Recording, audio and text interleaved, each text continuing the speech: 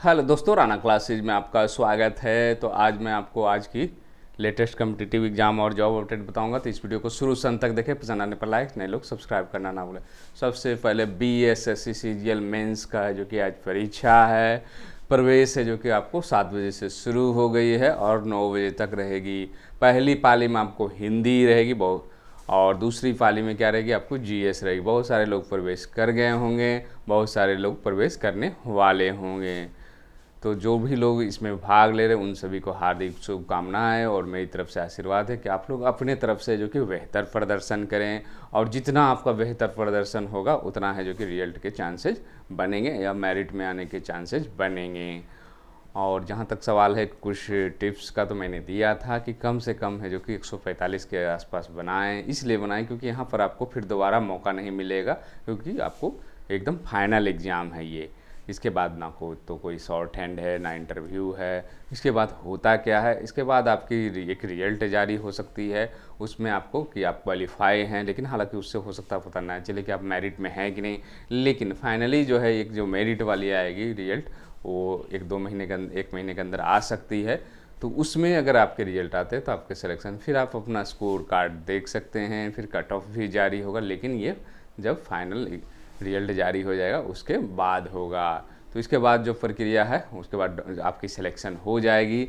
उसके बाद आपको डॉक्यूमेंट वेरिफिकेशन का होगा। डॉक्यूमेंट वेरिफिकेशन होने के बाद आपको फिर मेडिकल करवाया जाएगा। मेडिकल कराने के बाद आपको फिर उसके बाद है जो कि, और मेडिकल कहाँ से करवाए, जिस विभाग में आप के होंगे। और ऐसा नहीं है कि सिर्फ सामान्य प्रशासन विभाग, और भी उद्योग विस्तार पदाधिकारी उद्योग विभाग हो जाएगा, तो अलग मलेरिया इंस्पेक्टर का है, स्वास्थ्य विभाग हो जाएगा। तो सभी का है जो कि वो अपना विभाग में ही मेडिकल कराएगा। वो जो आपका विभाग है जहाँ ज्वाइनिंग प्रक्रिया होगी वो मेडिकल कराए। BSSC से क्या मतलब है, सिर्फ है जो कि डॉक्यूमेंट वेरिफिकेशन तक मतलब है। उसके बाद है जो कि आपको फिर वहाँ हो सकता है कुछ डॉक्यूमेंट वेरिफिकेशन ले आपका विभाग। तो ये प्रक्रिया है। और मेडिकल होने के बाद आपकी ज्वाइनिंग की प्रक्रिया होगी। दहेज जो है न लेना है, न लिया है, न दिया है, ये सब आपको करके ज्वाइनिंग की प्रक्रिया होगी। और ये प्रक्रिया मुझे जहाँ तक जानकारी बहुत जल्द ही पूरी होने वाली है। अगर कोई लफड़ा ना हो, कोर्ट का चक्कर ना हो, तो निश्चित रूप से 2 से 3 महीने में आपकी ज्वाइनिंग हो सकती है। जैसा कि मैंने पहले भी बताया था कि आपकी परीक्षा 2 महीना के अंदर लेने की तैयार, और ऐसा हुआ भी। और फिर एडमिट कार्ड भी है जो कि आपके कुछ लोग संशय की स्थिति में थे कि होगा नहीं होगा कोर्ट, लेकिन इस पर अभी रोक नहीं लगी है, इसलिए परीक्षा हो रही है। और आगे भी अगर जब तक रोक नहीं लगेगी तब तक चलती रहेगी। और अगर हो सकता है आपकी ज्वाइनिंग प्रक्रिया 2-3 महीने के अंदर पूरी हो सकती है। तो जो भी लोग गए हैं वो उनको, और मैंने बताया ही कि कुछ कठिन प्रश्न तो ज़रूर रहेंगे। अगर आसान रहेंगे तो लोग 150 में 140 बहुत सारे लोग लाएंगे। इसलिए थोड़े से टफ क्वेश्चन तो रहेंगे, कन्फ्यूजन के रहेंगे, तो उसे घबराना नहीं, क्योंकि सभी लोगों के लिए वो कठिन होगा। इसलिए आप अपनी पूरी क्षमता का और समय का है जो कि बिल्कुल ध्यान रखें। इसीलिए मैंने कम्युनिटी बॉक्स में कल डाल दिया था कि ये 3-4 चीज़ें हैं। और जो कल थे उनको कहा भी था कि आप रात भर सोने का प्रयास करें, जिससे कि है जो कि माइंड फ्रेश रहे। तो अब देखते हैं कि वो लोग है जो कि, क्योंकि परीक्षा जो है 4:30 बजे तक है। फर्स्ट सीटिंग में तो हिंदी है, उसके बाद है जो कि आपको, और कुछ लोग कह रहे थे कि एक बार घुसने के बाद निकलने नहीं दिया जाएगा। तो ये परीक्षा है और ये परीक्षा के नियमों का है जो कि पालन करना पड़ेगा आपको, क्योंकि परीक्षा आपको आयोग के अनुसार लिया जा रहा है। अब आते हैं दूसरी खबरों पर। प्राथमिक के लिए 9 दावेदार, माध्यमिक में 2 और 12वीं में सीट से कम आवेदन है। तो राज्य के प्राथमिक, माध्यमिक व उच्च माध्यमिक विद्यालयों में 1,70,461 पदों पर नियुक्ति के लिए विलम्ब शुल्क के साथ आवेदन की प्रक्रिया शनिवार को समाप्त हो गई। शाम 6 बजे तक है जो प्राथमिक शिक्षा के लिए 79,943 पदों के लिए 7,48,089 अभ्यर्थियों ने आवेदन किया है। उसी तरह माध्यमिक के 32,916 पदों के लिए कितने लोग, 65,500, तथा उच्च माध्यमिक के लिए 57,600 पद के लिए 40 है। मतलब यहाँ पर कम हो रही है।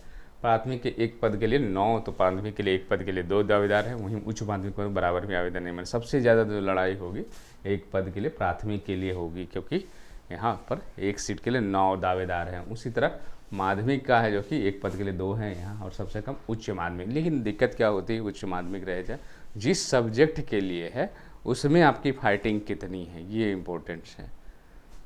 शाम 6 बजे तक लगभग 50,000 अभ्यर्थियों ने रजिस्ट्रेशन, लेकिन शुल्क जमा नहीं करने का प्रक्रिया अधूरी है। शुल्क जमा नहीं होने की स्थिति में आवेदन स्वीकार नहीं होगा। परीक्षा है जो कि 24, 25, 26 और 27 अगस्त को होगी। पत्र भी भेज दिया गया है। कट ऑफ से कम अंक होने पर रिक्त रहेंगे पद। का जितना भी कट ऑफ है अभ्यर्थियों का चयन हो जाएगा। न्यूनतम अर्हतांक अगर नहीं आता है तो वो सीटें कम से कम न्यूनतम अर्हतांक है जो कि आपको लाना। इसमें जो कि नियोजित शिक्षक भी बहुत सारे लोग हैं जो कि फॉर्म भरे हैं। उसके बाद आते हैं दूसरी खबरों पर।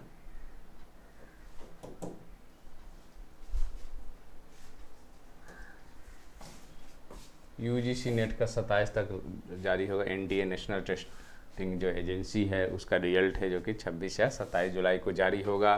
और ये जानकारी है जो कि एम जगदीश कुमार जो यूजीसी के हैं।